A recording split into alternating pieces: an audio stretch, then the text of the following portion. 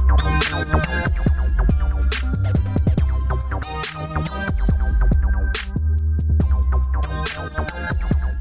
everybody. Welcome back to the Trig Podcast with Joey and Goso TV on this beautiful evening, Monday, May the 4th. May the 4th be with you.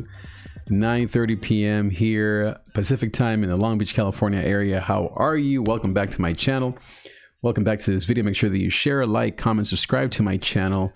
Tag all your friends at the bottom of this video, whether you're watching me on Instagram Live, on Facebook, on YouTube, Twitch, Twitter, Periscope, wherever else you may be. Thank you for being here. Welcome back to my channel. This is the time for us to be strong. Maybe you read the news in the LA Times that our governor has given us good news, bad news. The good news is that on Friday, some businesses can open. And yet, for example, for us in the church, he said it might be months. I'm thinking August. I will be glad if we have a Christmas Eve service at church where we can actually gather. And schools, I don't know. I don't think he mentioned schools being open again. He talked about stadiums and concerts not being open until we find a vaccine, which could be years. Wow.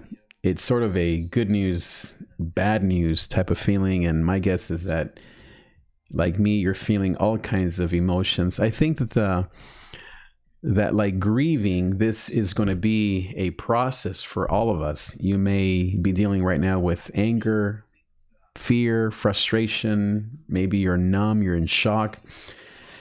Maybe you're just kind of used to this. I think we're in that second stage where we're getting used to this new normal. And now we're beginning to come out of the ark, per se, and begin to wonder, well, what can we do here in this new world? Being that this new world may be here longer than expected. How will it affect us?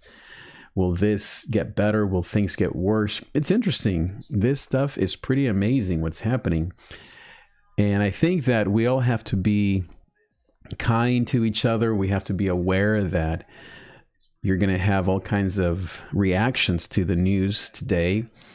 One of the things that I hear a lot of people talk about is there some conspiracy behind all this? This doesn't seem to be logical. How can this happen in the whole world? I mean, this has never happened. How can a virus keep 7 billion people captive in different languages and continents?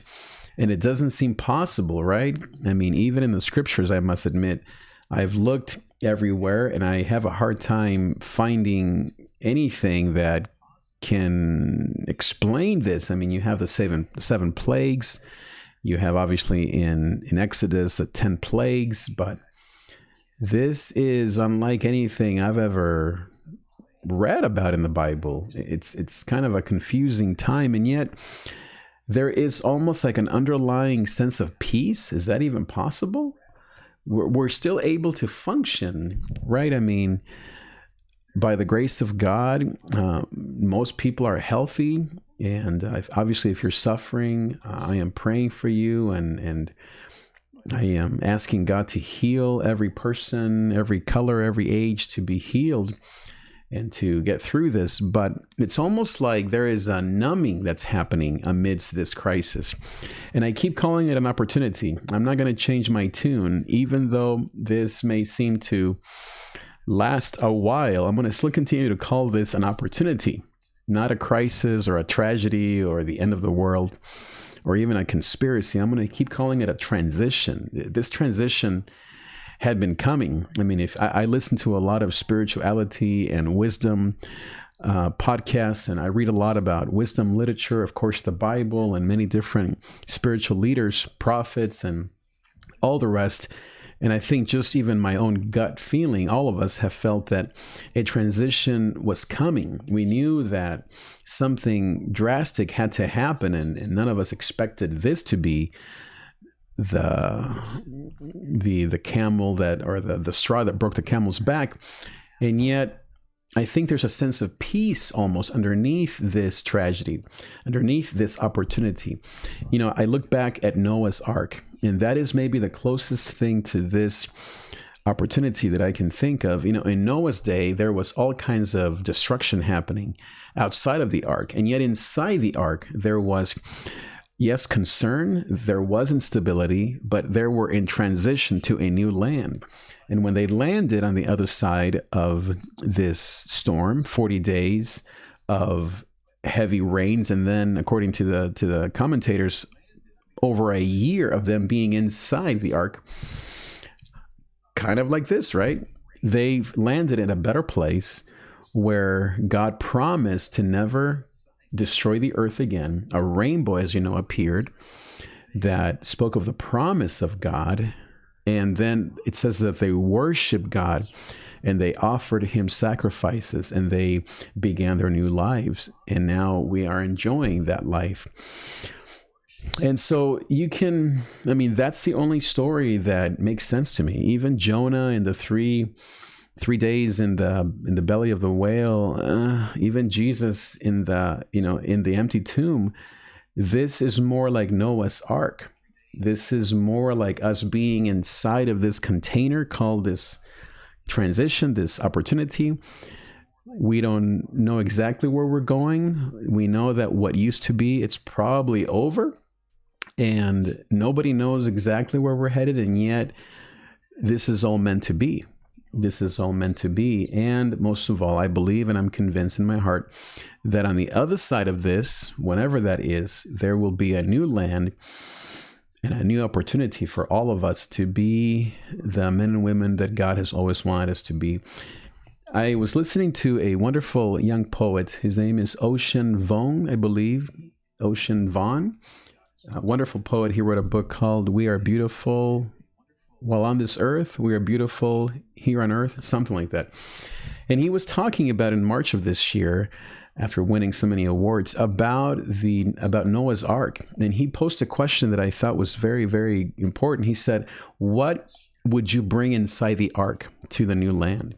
What will you bring in the ark into the new world that you can't go back and pick up, that you can't take with you, or that you can take with you, I guess. And it got me thinking about that. And I want to pose that to you. What artifacts, what elements, what attitudes, what things do you want to take with you in this ark as we transition into this new land, into this new earth?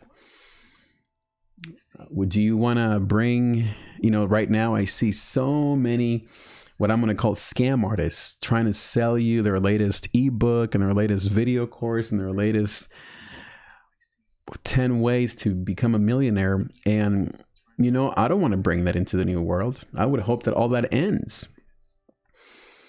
One of the things I do want to bring is in these last 7-8 weeks, our family has worshiped together like never before. I think the last time that we worshiped together in this way was in 2014, 2013. It's been about 7-8 years when we were forced to be in the same house, in the same place. Obviously, our kids were smaller, and we had what we called Neighbors Abbey, home church. And so a lot of families are right now spending a lot of time together. I hope we're eating together more. Maybe we're definitely seeing each other more, right? Your sons are home, your daughters are home. If you have small kids, they're home. You're probably getting used to those new routines by now. Maybe at first you were mad. Maybe you then were patient. Now maybe you're mad again, and now you're patient again. I think that one of the things I would put in the ark going into this new world would be family time. One of the things that I would hope to leave behind would be maybe being so judgmental or so hard on others. I find myself often, even to this day, feeling upset when things don't go my way, when things aren't the way I expect them to be, to, as Jesus says, to throw the first stone, even though, I'm the one that deserves to be stoned before anyone else. I would hope that in this new land, I would learn to be, hello, Orlando, hello, how are you? Hola, ¿cómo estás, primo? Hola, ¿cómo te va? Un gran saludo. And so I would hope that in this new land, that I would become a more gentle man. And I had an experience today that kind of reminded me of how easy it is to give into fear and into hate and division. And yet God began to speak to me, and then I spoke to my mom for a few minutes, and God gave me a sense of peace, and all that panic and all that anger left my body. It literally left my body. And I was able to forgive and to work through the stuff I was dealing with, and just to be at a better place. I would hope that I could bring those tools with me into the new land. I think all of us do, right? I was also talking to a couple of friends last week about lessons learned in this transition. And one of my friends was saying how she has learned how faithless she is, how weak her faith is. And I think that a lot of us feel this way. I know I have felt that way. And so maybe one of the tools or things that we hope we could bring into this new land is a deeper faith. And how do we do these things is maybe the question now. Hola, hola. Here we go. Just want to say hello there to any of you. I don't know if my chat is working. I don't see it working. I'm not sure why. Let me see if I can get this chat to work. There it is. All right. Well, I don't know why the first comments didn't show up. But, well, let's see here. Can we in any way make that? So we have that. That's the comment I put in there, but I'm not sure if my cousin's comment didn't come through. So no sé. So we will continue here. So what I was saying is that faithlessness is something that I think all of us have experienced, right? And I would hope to bring more faithfulness. Now, how do we become more faithful people, more compassionate people, etc.? Well, I think the only way is through surrender and through suffering. Just think of all the lessons that you've learned in the past. How did you become more patient with your kids?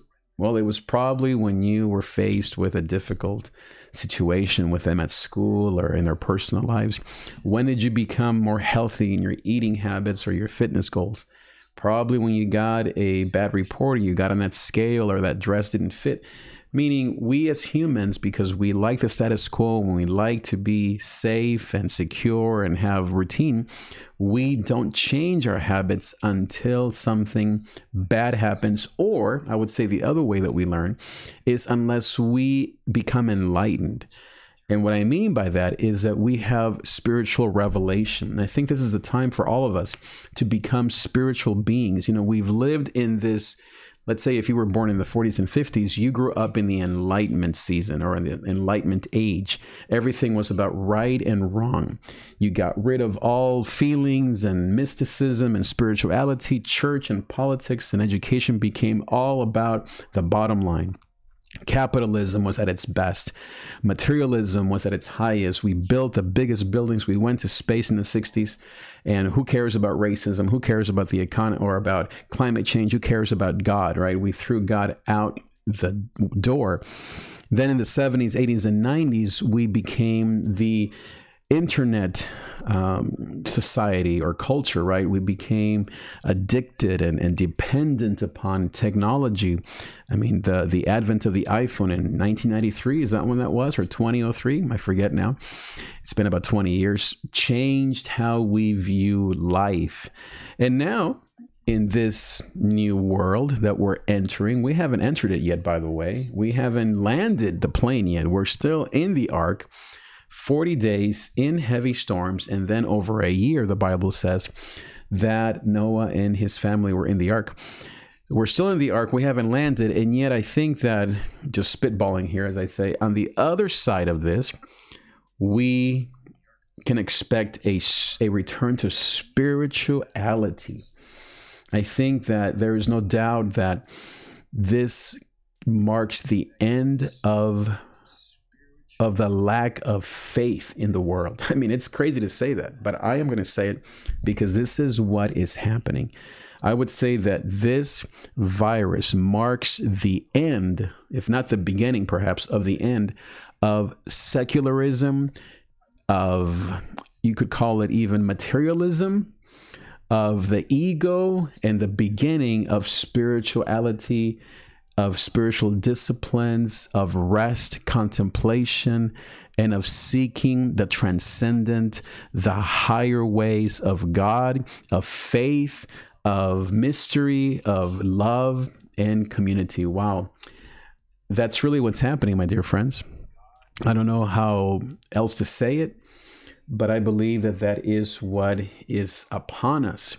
The advent of a day when families will pray together, where husbands and wives will kneel by the side of their bed and seek faith and seek love, where schools and teachers and principals and churches, you would expect churches to be ahead of the curve on this, but we're not, where churches will once again focus on love, on grace and prayer, where the medical system and the online system will focus on spirituality, not on money, materialism, and hustle.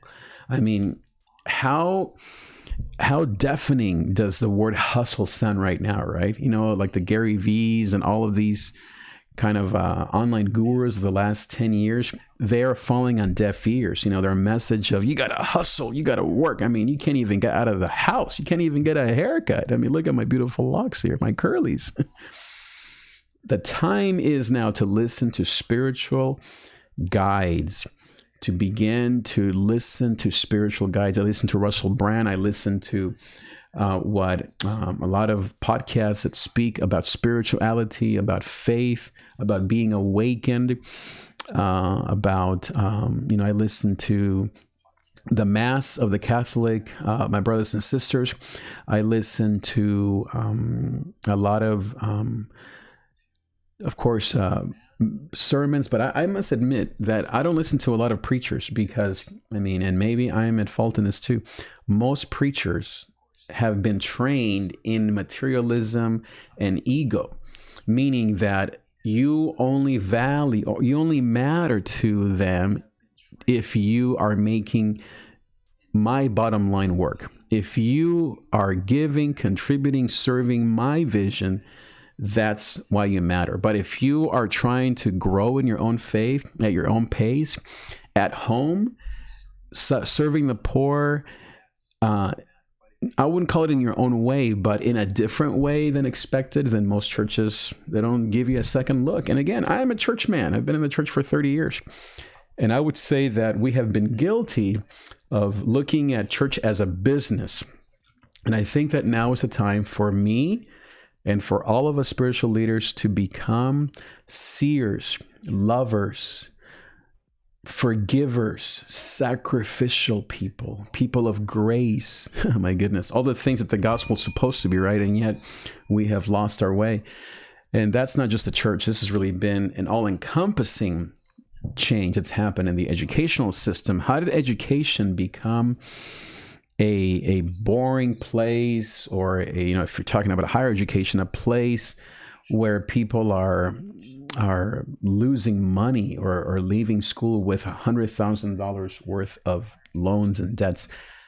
How did that happen? You know, as a seminarian, I have spent hundreds of thousands of dollars to study the Bible. How can that be? Why didn't seminaries back in the 30s figure out a way to educate spiritual men and women for free? And yet that's happened across the board for doctors, for teachers. And now what's happened in our culture is that we've all been afraid of the S word, right? Not the S word that you're thinking of, but of socialism, communism. And I don't think that we need to disregard those things. There's definitely an anti-God element to communism for sure, and socialism to some degree. I come from those countries, so I know.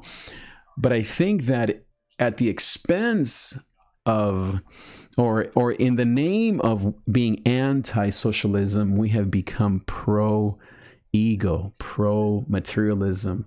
And in the name of capitalism, we have become pro-violence, pro-self, pro-materialism, and division. I mean, this is the world that we were living in from 2016 till today, right? If you want to just think about the US of A and the election that we just went through, 4 years ago, we have been in a very divisive era, and the church, the white evangelical church, has been criticized greatly, and I would say it deservedly, for being more political than filled with grace, more filled with violence than with grace. And I think that I remember a couple of years ago, I had this really bad meeting at church with, quote, my spiritual leaders, and we ended up yelling, and I left that room thinking, this is not right. Like, this is not what we're supposed to be doing in church. And I remember feeling like, okay, well, I was above that. And yet looking back, I thought, I also gave in to those urges.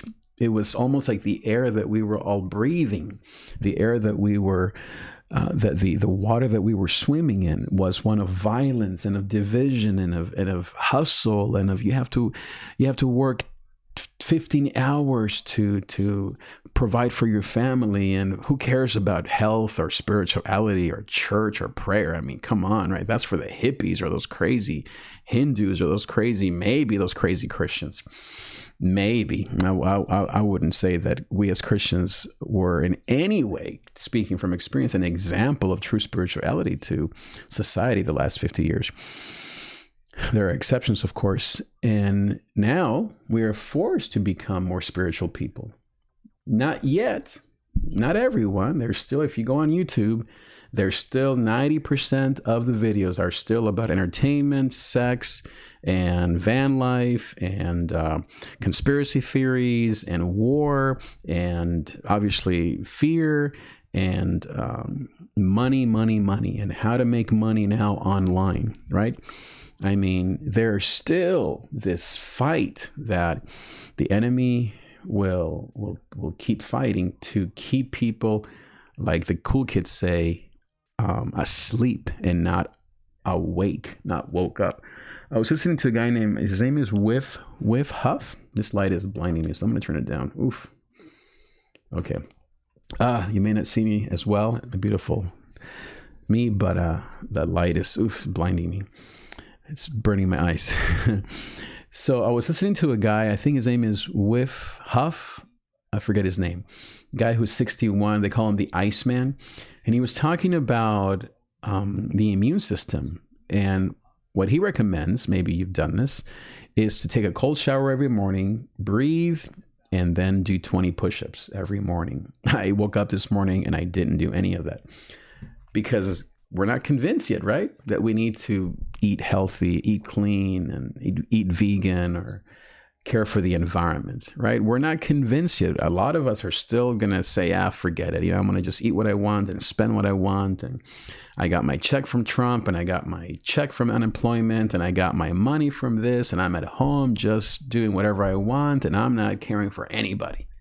I mean, it's still, those old habits, going back to Noah's Ark, of the land that we left are still ingrained in us. And that's why it took for the people of Israel 40 years for that generation to mostly die before they were able to enter the promised land. It took Noah 40 days of heavy rain and then over a year of being in the ark for that generation to change their ways before they could enter the new land. And I think that we're just beginning to even identify the problems that we have brought with us in this ark. We're just beginning to realize that these giraffes, they never sleep and they make a lot of noise. Or these birds, they poop everywhere. Or that these turtles, they just want to walk around this ark and I don't know what to do with them. I stepped on one, oops. Meaning we're just beginning to step all over each other. We're just beginning to realize some of the things we have to change. How are we going to do school education? Like yours, my kids are at home doing online work. Are they going to be able to learn? Maybe they don't need to learn. I mean, haven't we been complaining for the last 50 years about school being irrelevant? Perhaps now our kids will be able to choose their own classes and still graduate from high school, college, and the rest. I mean, maybe you can get your master's degree now as a dentist or as a lawyer, as a counselor online. I mean, I'm sure there still have to be some hands-on stuff, and my guess is it will get there. But What about fitness? I mean, now we all are, quote, stuck at home. Why don't we all work out and do, like this guy was saying, the cold shower and meditation and breathing exercises and 20 push-ups. Imagine if you and I did that for the next 30 days. You would look amazing. You'd probably feel amazing.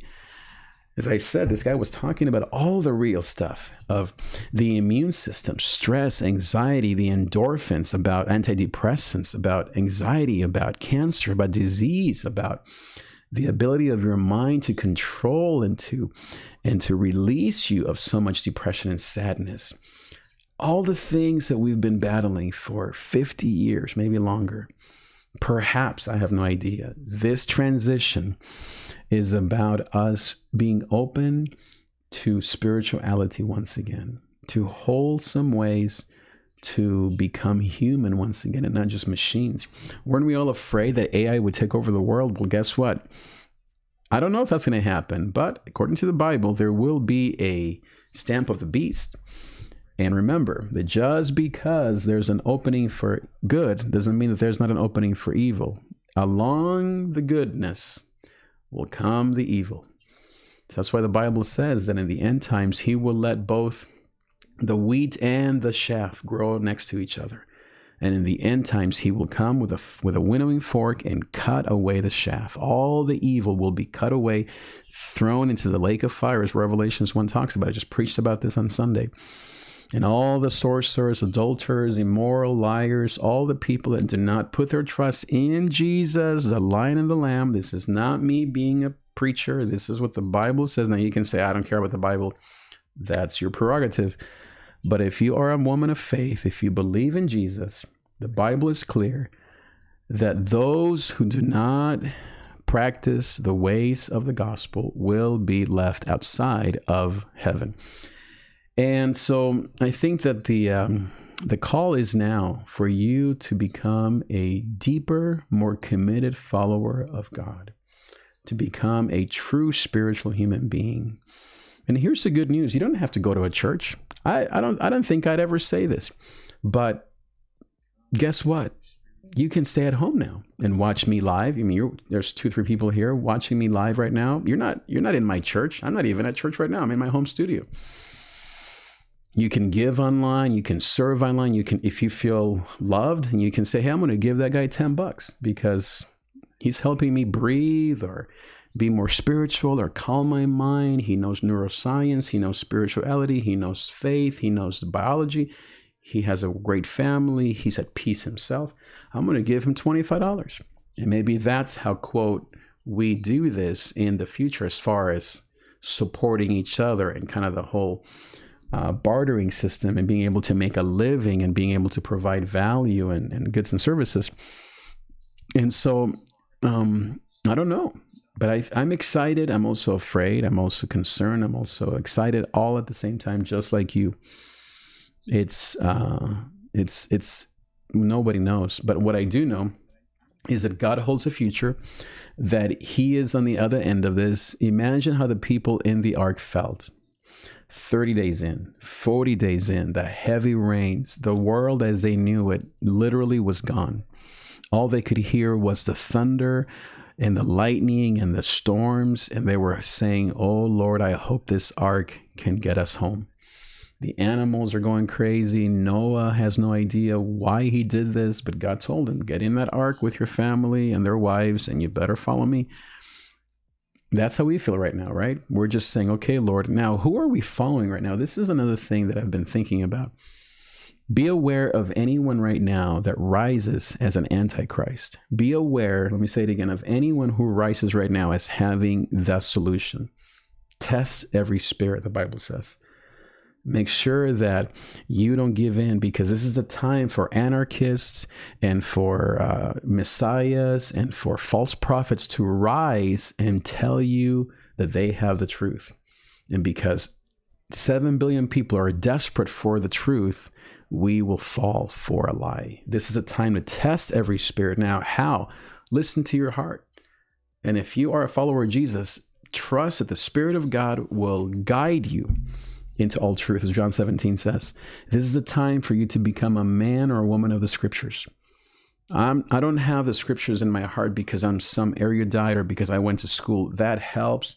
But I have the word of God in my heart because I search it, because I read it. I'm not perfect in it. How do you become more spiritually strong? Read the Bible. Read the sacred text. Dive deeply into the sacred text. Listen to podcasts that guide you spiritually, to people way smarter than me, dumber than me, all of the above, so you can get a wide perspective of what God is saying to his people. And let me tell you one more thing. If it's not the same thing that you're listening or hearing from everyone, it's a lie. The Spirit of God is a spirit of harmony and unity. He will never speak to some random person in some island about one crazy vaccine that he has, and the rest of the body of Christ is saying something else. That's not how the Spirit of God works. The Spirit of God is a spirit of unity, of order, and of love. And so you have to be aware. I have prophets, friends out there they're just saying stupid stuff. I mean, I am sorry to say it. But they are just saying, oh, April 30th. Oh, I meant May 1st. Oh, I meant April 13th. Oh, wait, I meant Stop prophesying. Stop making things up. Listen to the Spirit. Test every spirit. Talk to your children. I especially have a heart for our young people. You know, I went through a war when I was 7, 8 years old, and it changed me forever. But what helped me was my parents had my back. They prayed for me. They kept calm. They were with me and my sister the whole time. This is your chance, parents, to be the peace and the calm that your kids need. Talk to them. Help them through their questions. Remember, they also are facing the same things that you're facing, just not being as vocal or as out there as you are. They are being out there, but just maybe online or in their thoughts or with their video games. Look for signs of how they're acting out. If you see unhealthy patterns, if you see depression, quietness, that's not normal.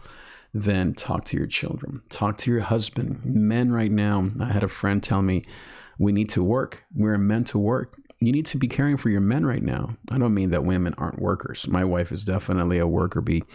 Anyway, it's not about which gender. My point is, men don't know how to be home. Care for your man. Care for your boys. Give them things to do at home. Take out the trash, work on the car, mow the lawn, fix the roof, things that we can accomplish. Go for that walk, build I don't know, a swing set in the backyard. I'm just spitballing here.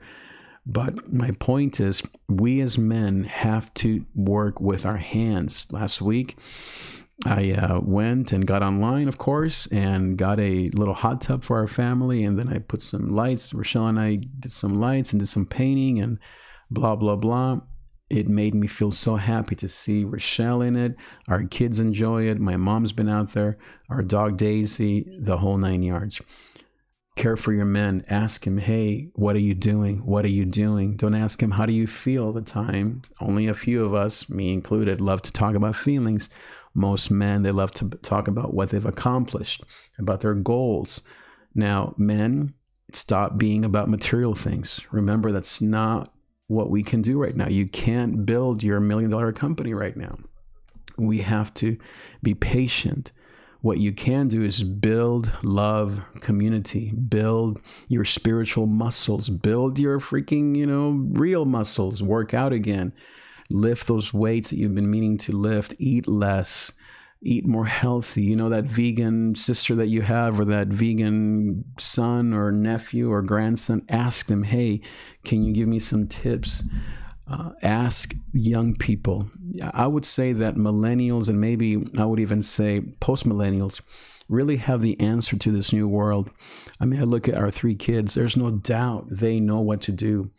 I see them handling things as well as we, the adults, are, which is very surprising. You would expect the adults to be way ahead of the kids. But these kids, because of social media and connections and networking, all 3 of them, they know what to do. I'm not saying they don't get down or they're not having to adapt, but they are adapting. So far, so good. I'm going to work these couple days. I'm not going to work. I'm going to do online. I have a test due tomorrow. I got to do my homework.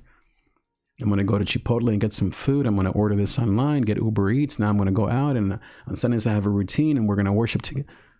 Wow. On Thursdays we get on Zoom. I'm so amazed at our kids' ability to just keep, this is what kids do, right? They bounce right back. Learn from them. Ask them, hey, what are you doing to stay above water?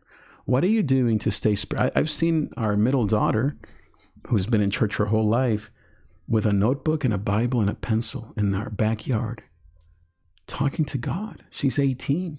Most girls at that age, most kids that age, if it wasn't because of this, they would be what? Friends, maybe church, parties, eating, normal stuff, phone. And yet, I'm not saying my kids are wow, but my point is, listen to them. I see our middle daughter, and she goes in the backyard with her notebook, just like her mom. I do that too, but Rochelle is definitely more disciplined in this, with her Bible, with a pen inside, like you put a pen inside the Bible, taking notes, journaling, writing about her feelings, talking to God.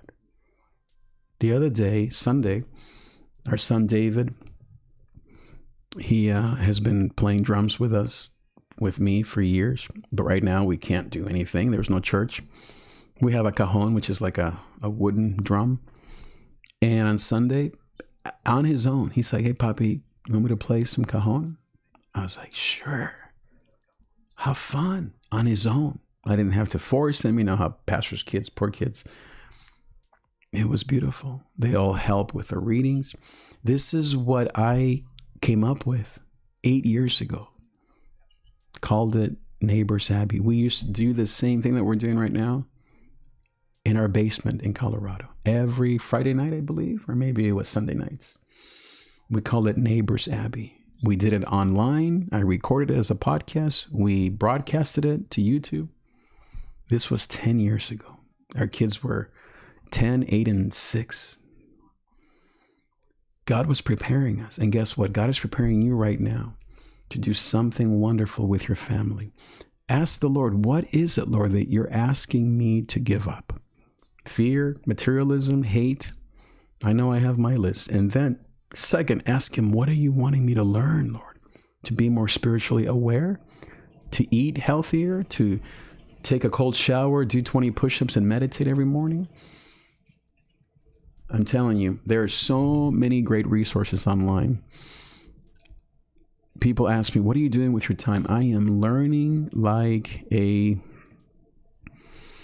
elephant. Do elephants learn? I don't know. They say that they're smart, right? Or maybe that's dolphins. I am reading about a book a day. I'm reading one right now that's over there called, here, let me get it. Okay, really quick.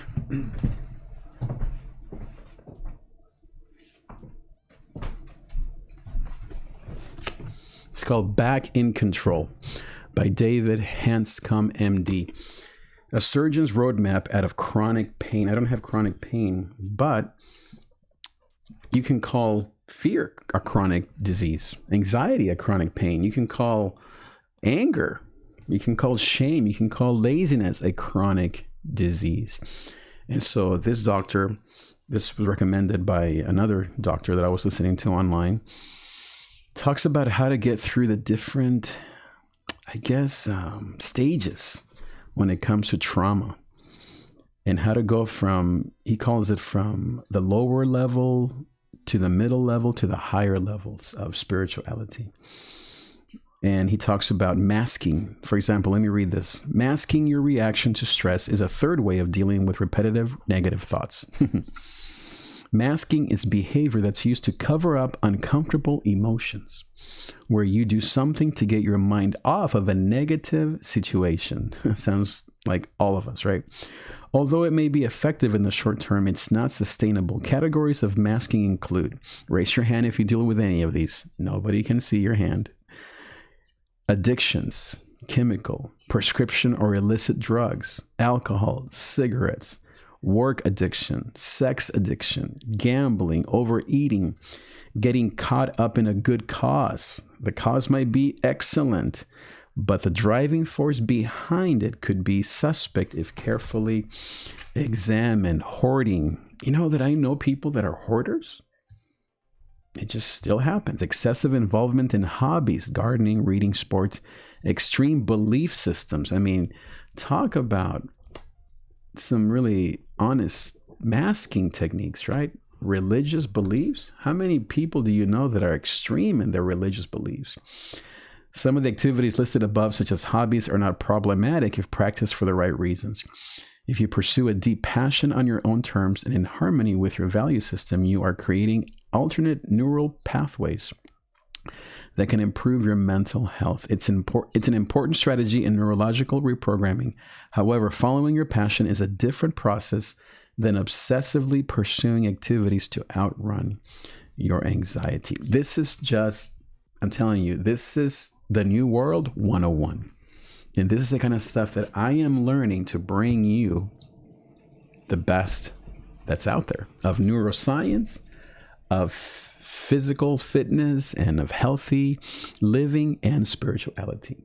I remember like 10 years ago, I did this drawing that I had on my other wall called the Gozo planet. You know how I'm the Gozo man, right? Gozo means joy. And the Gozo planet had like 8 spokes or principles, including fitness, mental health, spirituality, exercise. This planet that I call the planet Gozo. By the way, did you know that there's an island called Gozo Island? I think it's off of the beaches of Italy. But what God gave me almost 10 years ago was an idea for a Gozo planet that included elements like this. And now, guess what? We are now being almost forced to learn new skills. Isn't that exciting? Oh, but it's hard.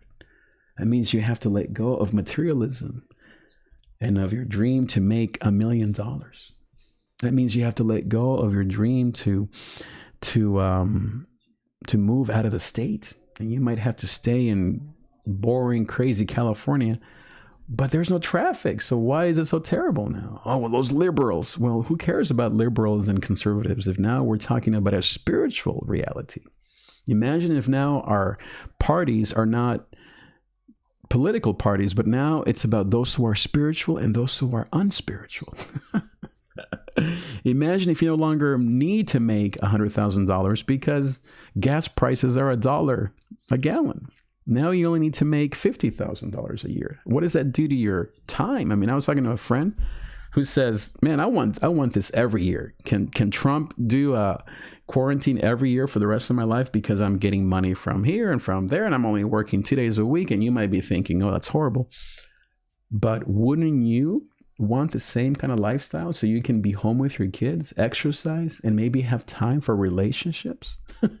Would you? What does the Bible say? What's the point of gaining the whole world and losing your soul? We have been losing our souls, our minds, our kids, our families, ourselves over the last 50 years. If you are under 50, you know what I'm talking about. Imagine if this transition, this Noah's Ark, is a dying to all that we thought we once held dear. Everything we thought. I'm talking about how we did school, how we did politics, how we did money, how we did housing, how we did family, divorce, sexual immorality, addictions, all the things this book talks about. This book called Back in Control.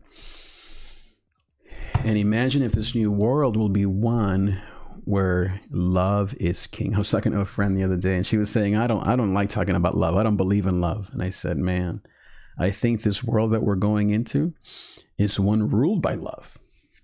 I mean, I can't help but think of John Lennon. Imagine all the people living as one. Imagine no religion. Wow, was he hated by that? I would love a world with no religion. Here's what I mean. With religions that keep people afraid and controlled for their benefit.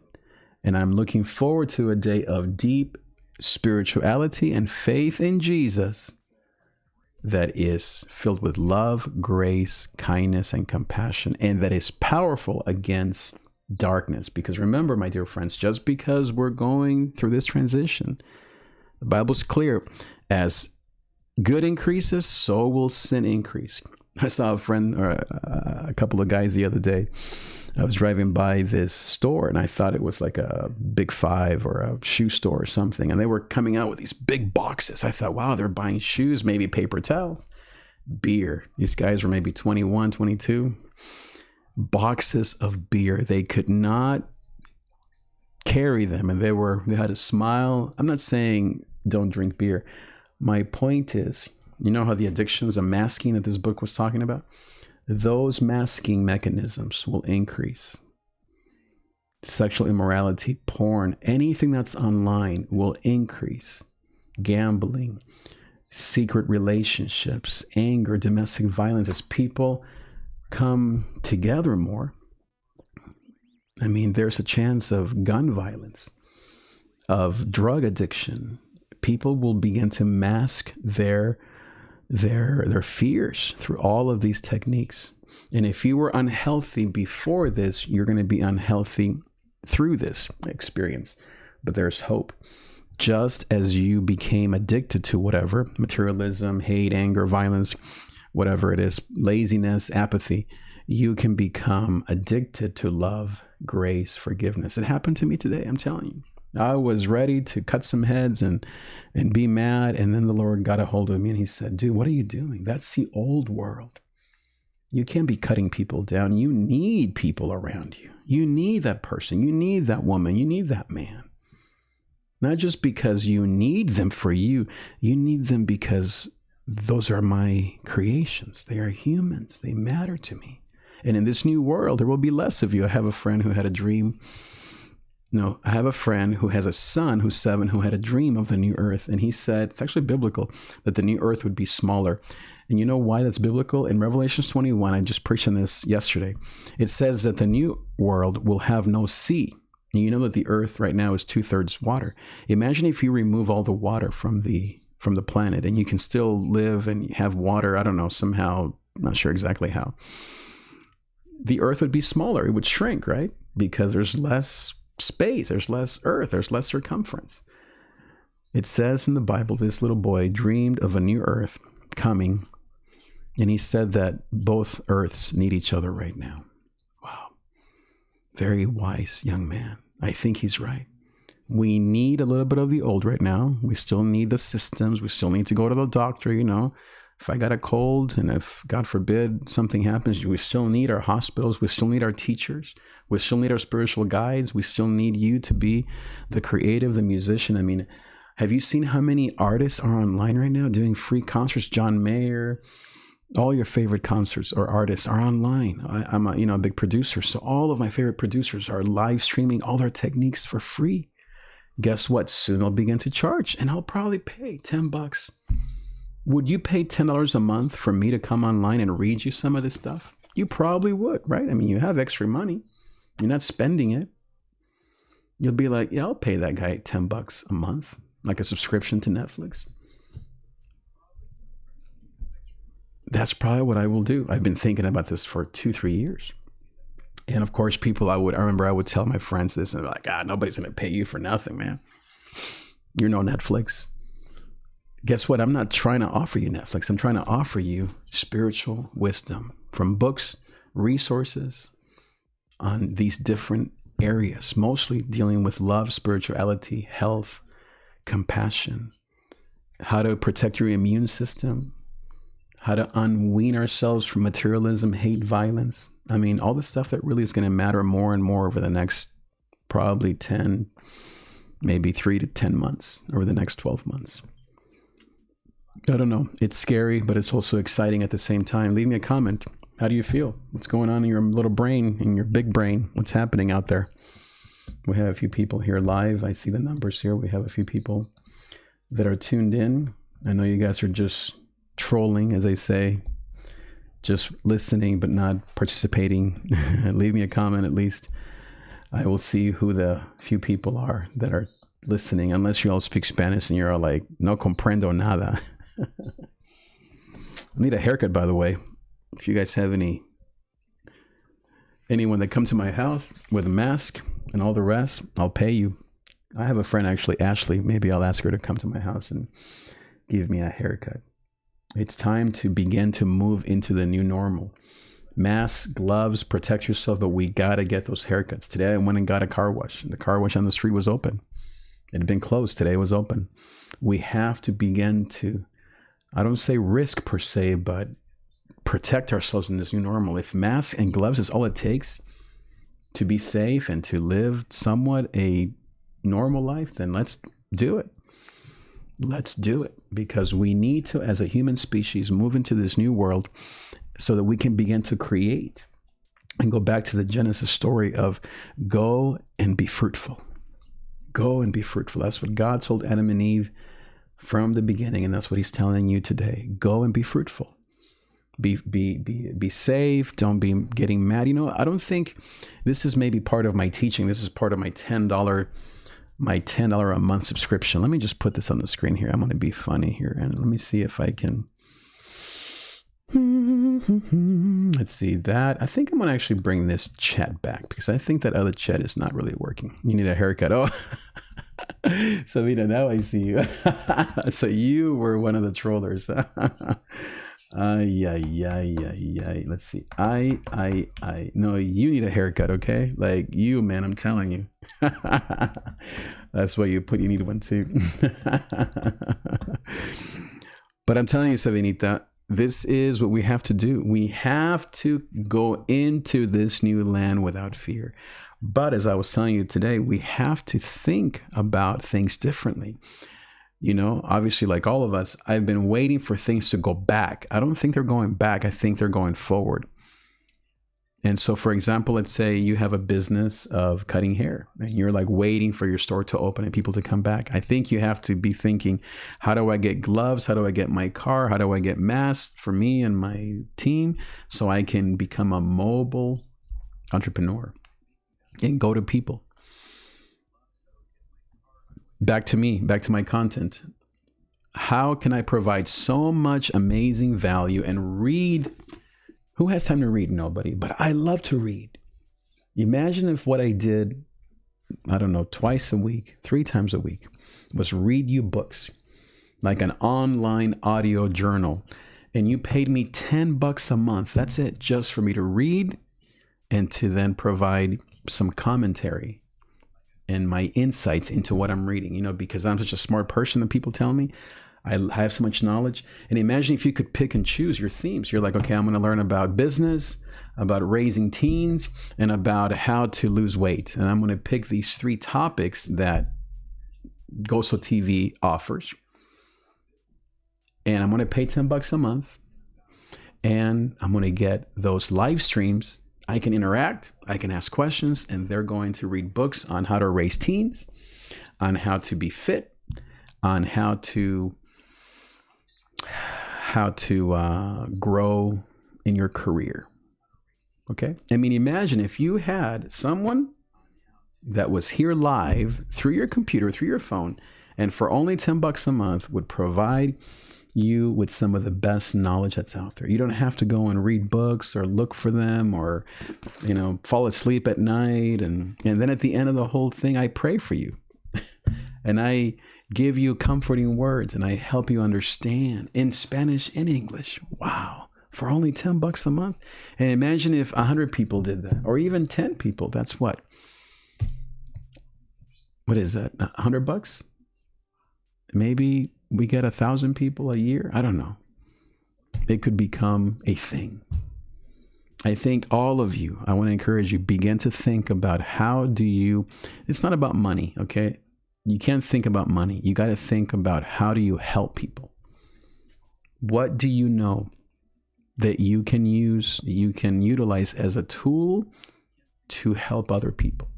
But then you have to think differently. You can't think, okay, we're all going to meet at church or we're all going to meet in the same place as before. You have to think differently. Masks and gloves and bottles of spray and blah, blah, blah, and 6 feet and all these things. Follow the rules, people. Follow the rules. But how can you begin today, May 4th, Monday, May 4th, may the 4th be with you, and begin to... Now, maybe you're not an idea person. I am. Just borrow my ideas.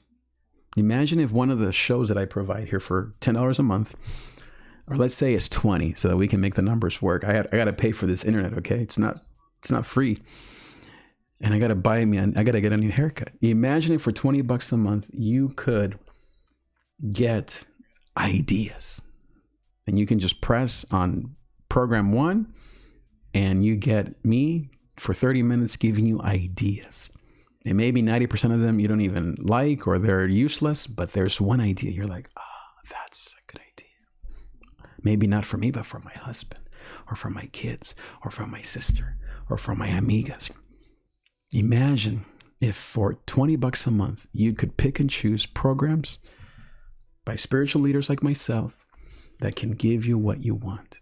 Spiritual wisdom, business wisdom, fitness, help for your teens, how to raise a family, all the things that you, not that I know everything, but I'm bringing people onto my GoSo network.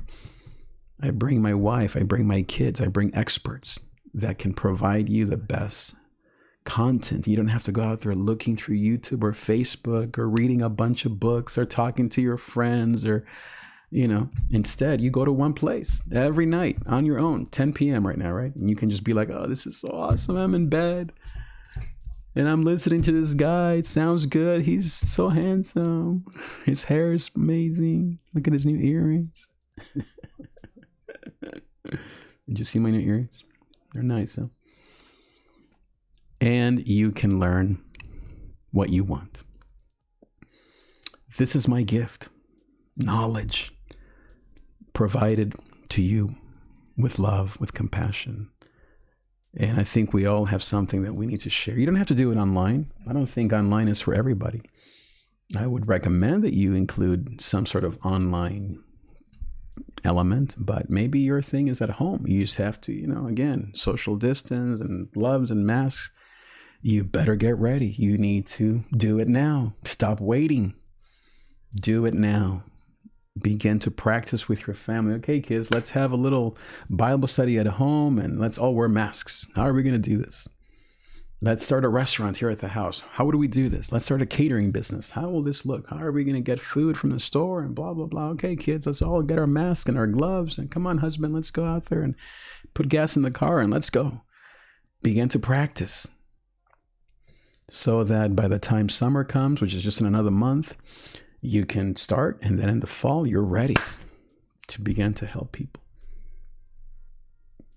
Well, that's what I have for you. This isn't the time to panic. This is a time to dream, to create, to take action.